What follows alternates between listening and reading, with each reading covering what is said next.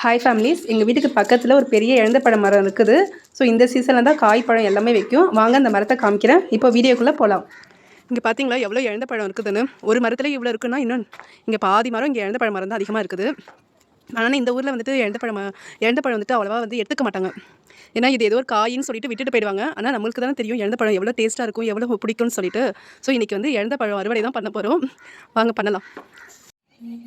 இங்கே பாருங்கள் எவ்வளோ வந்துட்டு காய் வந்துட்டு பாதி இது செங்காயாக இருக்குது, பாதி எல்லாமே பழமாக இருக்குது. நல்லா இருக்குது பார்க்குறதுக்கு. டேஸ்ட்டும் ரொம்ப நல்லா இருக்குது. இங்கே உள்ள வந்து ஹிந்தியில் வந்து இழந்த பழத்தை வந்து போருன்னு சொல்லுவாங்க. வாங்க இன்னும் நம்ம பிக்கலாம். பாருங்கள் எப்படி கொத்து கொத்தா திராட்சை கொத்து மாதிரி இருக்குது பாருங்கள்.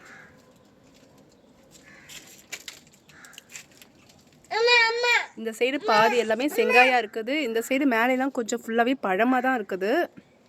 ஸோ இருக்கிற வரைக்கும் இன்றைக்கி வந்து பாதி எடுத்துடலாம் எல்லாமே. இழந்த பழம் வந்து பறிச்சிருக்கிறேன்னு எப்படி இருந்தாலும் 2 கிலோ இருக்கும். ஸோ பார்க்கவும் நல்லா பெருசாக இருக்குது. நம்ம ஊரில் 1 கிலோ இழந்த பழம் வந்து எவ்வளோ இருக்குன்னு கீழே கமெண்ட் பாக்ஸில் மெசேஜ் பண்ணுங்கள். இந்த வீடியோ உங்களுக்கு பிடிச்சிருந்துச்சுன்னா லைக் அண்ட் ஷேர் பண்ணுங்கள், சப்ஸ்கிரைப் பண்ணுங்கள். ஸோ உங்களை நெக்ஸ்ட்டு விளாகில் மீட் பண்ணுறேன். தேங்க்யூ.